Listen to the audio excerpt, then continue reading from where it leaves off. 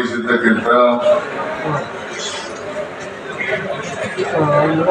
ಪರಮಪೂಜ್ಯ ಮೋಹನದಾಸ್ ಪರಮಹಂಸ ಸ್ವಾಮೀಜಿಯವರಿಗೆ ನಮಸ್ಕರಿಸಿ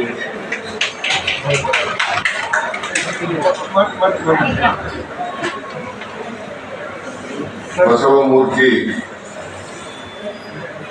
ಕುಂಬಾರ ಗುಂಡಯ್ಯ ಸ್ವಾಮೀಜಿಯವರಿಗೆ ನಮಸ್ಕರಿಸಿ ಪೂಜ್ಯ ಬಸವ ಕುಂಬಾರ ಗುಂಡಯ್ಯ ಸ್ವಾಮೀಜಿಯವರಿಗೆ ನಮಸ್ಕರಿಸಿ ಈ ಜಿಲ್ಲೆಯ ಉಸ್ತುವಾರಿ ಸಚಿವರು ಸಮಾಜ ಕಲ್ಯಾಣ ಇಲಾಖೆ ಸಚಿವರು ಆದಂತ ಡಾಕ್ಟರ್ ಎಸ್.ಸಿ. ಮಾದೇವಪ್ಪ ಅವರ, ಲೋಕೋಪಯೋಗಿ ಸಚಿವರಾದಂತ ಶ್ರೀ ಸತೀಶ್ ಜಾರಕಿಹೊಳಿ ಅವರ, ಪಶುಸಂಗೋಪನೆ ಮತ್ತು ರೇಷ್ಮೆ ಸಚಿವರಾದಂತ ಶ್ರೀ ವೆಂಕಟೇಶ್ ಅವರ,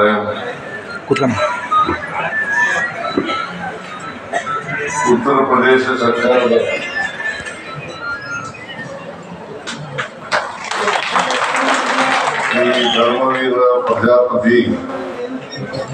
ಶ್ರೀ ಧರ್ಮವೀರ ಪ್ರಜಾಪತಿ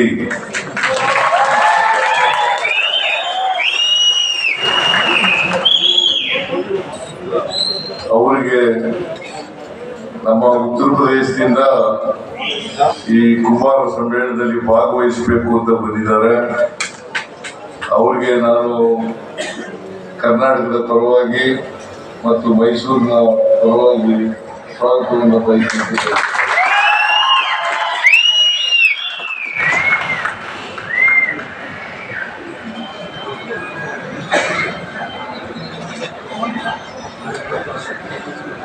ಮೇಲ್ಮನೆಯ ಸದಸ್ಯರಾದಂತ ಡಾಕ್ಟರ್ ಯತೀಂದ್ರ ಸಿದ್ದರಾಮಯ್ಯ ಅವರ, ಶಾಸಕರಾದಂತ ಹರೀಶ್ ಗೌಡ ಅವರ, ಇನ್ನೊಬ್ಬರು ಶಾಸಕರಾದಂತ ರವಿಶಂಕರ್ ಅವರ, ಶಾಸಕರಾದಂತ ದರ್ಶನ್ ಧ್ರುವನಾರಾಯಣ ಅವರ, ಮೇಲ್ಮನೆಯ ಸದಸ್ಯರಾದಂತ ಡಾಕ್ಟರ್ ತಿಮ್ಮಯ್ಯ ಅವರ, ಕುಂಬಾರರ ಸಂಘದ ಅಧ್ಯಕ್ಷರಾದಂತ ಎಚ್.ಎಸ್. ಪ್ರಕಾಶ್ ಅವರೇ, ಮಾಜಿ ಮೇಲ್ಮನೆಯ ಸದಸ್ಯರಾದಂತ ವೇಣುಗೋಪಾಲ್ ಅವರೇ, ಕರ್ನಾಟಕ ರಾಜ್ಯ ಕುಂಬಾರ ಸಂಘದ ಅಭಿವೃದ್ಧಿ ನಿಗಮದ ಅಧ್ಯಕ್ಷರಾದಂತ ಡಾಕ್ಟರ್ ಶ್ರೀನಿವಾಸ್ ಅವರೇ, ಶ್ರೀಮತಿ ಪುಷ್ಪಾ ಅಮರನಾಥ್ ಅವರ, ಮಾಜಿ ಶಾಸಕರಾದಂತ ಸೋಮಶೇಖರ್ ಅವರ, ಬಣ್ಣ ಮತ್ತು ಅರಗು ಕಾರ್ಖಾನೆಯ ಅಧ್ಯಕ್ಷರಾದಂತ ಶ್ರೀ ಗಣೇಶ್ ಅವರ,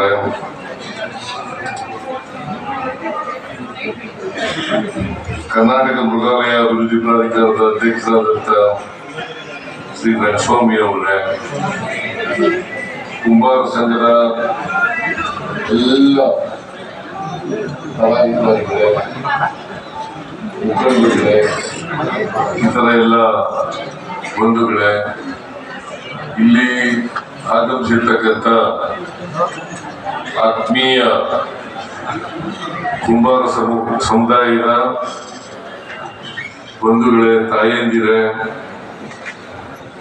ಇತರ ಎಲ್ಲ ಸ್ನೇಹಿತರೇ, ಮಾಧ್ಯಮದ ಗೆಳೆಯರೇ,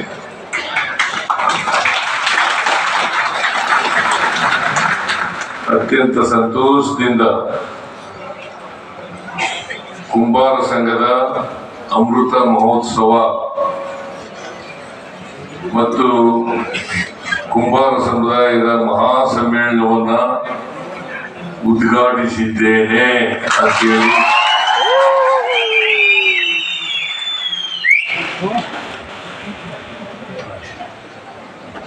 ಕುಂಬಾರ ಸಮುದಾಯದವರು ಅತ್ಯಂತ ಹಿಂದುಳಿದ ಮತ್ತು ಕಡಿಮೆ ಜನಸಂಖ್ಯೆ ಇರ್ತಕ್ಕಂಥ ಒಂದು ಸಮುದಾಯ. ಅವರು ಇತಿಹಾಸವನ್ನು ನೋಡಿದ್ರೆ ಬಹಳ ಮೂಲ ಪುರುಷರು ಅಂತಕ್ಕಂಥದನ್ನ ಮರೀಲಿಕ್ಕೆ ಸಾಧ್ಯ ಆಗಲ್ಲ.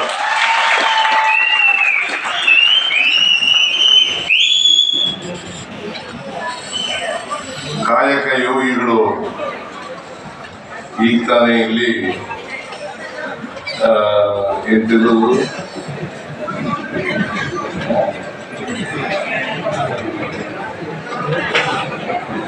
ಚಕ್ರ ಮಡಿಕೆ ಮಾಡತಕ್ಕಂಥ ಚಕ್ರ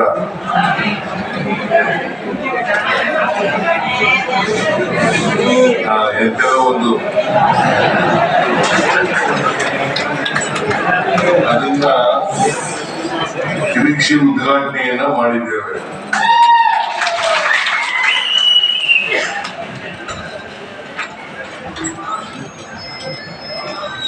ಅದು ಒಂದು ಕಲೆ ಕೂಡ. ಈ ಕಲೆಯನ್ನ ಎಲ್ಲರೂ ಮಾಡಕ್ಕಾಗಲ್ಲ. ಯಾರಿಗೆ ಪರಿಣಿತಿ ಇರ್ತದೆ ಅವ್ರು ಮಾತ್ರ ಮಾಡ್ಲಿಕ್ಕೆ ಸಾಧ್ಯ ಆಗುತ್ತೆ ಅಂತಕ್ಕಂಥ ಮಾತುಗಳನ್ನ ಲೋಹ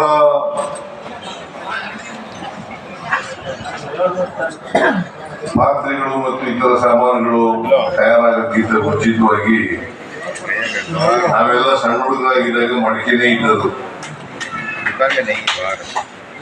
ಈಗ ದೊಡ್ಡ ದೊಡ್ಡ ಇದನ್ನ ಇದು ಮಾಡಬೇಕಾದ್ರೂ ಕೂಡ ಮಡಿಕೆಯಲ್ಲೇ ಮಾಡಿದಂತ ಪದಾರ್ಥಗಳು ಇರ್ತಿತ್ತು. ಈಗ ಮಣ್ಣಿನಲ್ಲಿ ಅನೇಕ ಕಲಾಕೃತಿಗಳನ್ನ ಮಾಡಲಿಕ್ಕೆ ಪ್ರಾರಂಭ ಮಾಡಿದ್ದಾರೆ. ಸೊ ಅದರಿಂದ ಈ ಕಲಾಕೃತಿಗಳನ್ನ ಮಾಡ್ತಕ್ಕಂಥದ್ದು ಇದೆಯಲ್ಲ, ಇದು ಒಂದು ಕಾಯಕ ಅಂತಕ್ಕಂಥ ಮಾತುಗಳನ್ನ ಹೇಳಲಿಕ್ಕೆ ಬಯಸ್ತಾ ಇದ್ದಾರೆ. ಬಸವಣ್ಣವರು 12ನೇ ಶತಮಾನದಲ್ಲಿ ಕಾಯಕ ಮತ್ತು ದಾಸೋಹ ತತ್ವಗಳನ್ನ ಈ ಸಮಾಜಕ್ಕೆ ಕಟ್ಟೋದು. ನಮ್ಮ ಈ ಜಾತಿ ವ್ಯವಸ್ಥೆ ಇದೆಯಲ್ಲ, ಚಿತ್ರಋಣದ ವ್ಯವಸ್ಥೆ ಇದೆಯಲ್ಲ, ಇದು ಮಾಡಿದವರು ಸ್ವಾರ್ಥಕ್ಕೋಸ್ಕರ ಮಾಡಿದ್ರು, ದೇವ್ರು ಮಾಡಿದ್ದಲ್ಲ. ಯಾರು ನಿದ್ದೆ ಮಾಡ್ತಾವ್ರಲ್ಲ, ಯಾಕೆ ನಿದ್ದೆ ಮಾಡ್ತಿದ್ರು? ನಿದ್ದೆ ಮಾಡಿದ್ರು.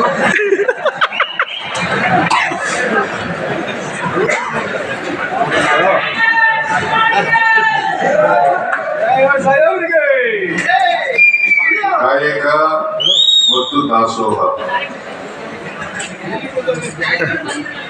ಈ ಚತುರ್ವರ್ಣ ವ್ಯವಸ್ಥೆ ಇದೆಯಲ್ಲ, ಬ್ರಾಹ್ಮಣರು, ಕ್ಷತ್ರಿಯರು, ವೈಶ್ಯರು, ಶೂದ್ರರು ಅಂತ ಮಾಡಬೇಕು. ಈ ಶೂದ್ರರು ಕೈನಲ್ಲಿ ದುಡ್ಡಿರಬಾರ್ದು. ಅದಕ್ಕೋಸ್ಕರ ಇವರು ಯಾವಾಗಲೂ ಕೆಲಸ ಮಾಡುತ್ತಲೇ ಇರ್ಬೇಕು. ದುಡ್ಡು ಸೇರ್ಬಿಟ್ರೆ ಕೆಲಸ ಮಾಡಲ್ವಲ್ಲ, ಅದಕ್ಕೋಸ್ಕರ ಶೂದ್ರ ಜನಾಂಗವನ್ನ ನಿರ್ಮಾಣ ಮಾಡೋದು. ನಾನು ಶೂದ್ರನೇ, ಬರೀ ನೀವು ಅಷ್ಟೇ ಶೂದ್ರರಲ್ಲ, ನಾನು ಶೂದ್ರನೇ. ಶೂದ್ರ ಜನಾಂಗ ಅಂತಂದ್ರೆ ಒಕ್ಕಲಿಗರು ಶೂದ್ರರೇ, ಲಿಂಗಾಯತರು ಶೂದ್ರರೇ, ನಾವೆಲ್ಲರೂ ಶೂದ್ರರೇ. ನಾವೆಲ್ಲರೂ ಕೂಡ ಅಕ್ಷರ ಸಂಸ್ಕೃತಿಯಿಂದ ವಂಚಿತರಾಗಿದೆ. ಶೂದ್ರ ಜನಾಂಗ ಇದ್ದಲ್ಲ, 80% ಗಿಂತ ಜಾಸ್ತಿ ಇದ್ದಾರೆ. 80% ಗಿಂತ ಇದ್ದವರೆಲ್ಲ ಅಕ್ಷರ ಸಂಸ್ಕೃತಿಯಿಂದ ವಂಚಿತರಾದ್ರಿಂದ ಆರ್ಥಿಕವಾಗಿ ಸಾಮಾಜಿಕವಾಗಿ ಹಿಂದುಳಿದು ಅಸಮಾನತೆ ನಿರ್ಮಾಣ ಆಗಿದೆ. ಅದಕ್ಕೆ ಶಿಕ್ಷಣ ಅತ್ಯಂತ ಅವಶ್ಯ ಅಂತಕ್ಕಂಥದನ್ನ ಮನಗಂಡು ಬಾಬಾ ಸಾಹೇಬ್ ಅಂಬೇಡ್ಕರ್ ಅವರು ಶಿಕ್ಷಣ ಮೂಲಭೂತ ಹಕ್ಕಾಗಿ ಮಾಡ್ತಕ್ಕಂಥ ಕೆಲಸವನ್ನ ಮಾಡಿದ್ರು. ಅವರನ್ನ ಡೈರೆಕ್ಟ್ ಪ್ರಿನ್ಸಿಪಲ್ಸ್ ಇರ್ತಕ್ಕಂಥ ಕೆಲಸವನ್ನ ಮಾಡಿದ್ರು. ಶಿಕ್ಷಣ ಇಲ್ಲದೆ ಹೋದ್ರೆ ನಾವು ಮನುಷ್ಯರಾಗಲಿಕ್ಕೆ ಸಾಧ್ಯ ಇಲ್ಲ, ಸ್ವಾಭಿಮಾನವನ್ನು ಕೂಡ ಬೆಳೆಸಿಕೊಳ್ಳಲಿಕ್ಕೆ ಸಾಧ್ಯ ಇಲ್ಲ ಅಂತಕ್ಕಂಥ ವಂಚಿತರ ಅಂತ. ನಾನಿಲ್ಲ ಇಲ್ಲ ಶಿಕ್ಷಣದಿಂದ ಯಾರ್ಯಾರು ವಂಚಿತರಾಗಿದ್ರು ಅವರೆಲ್ಲರೂ ಕೂಡ ಸಾಮಾಜಿಕವಾಗಿ ಆರ್ಥಿಕವಾಗಿ ಹಿಂದುಳಿದ್ರು, ರಾಜಕೀಯವಾಗಿ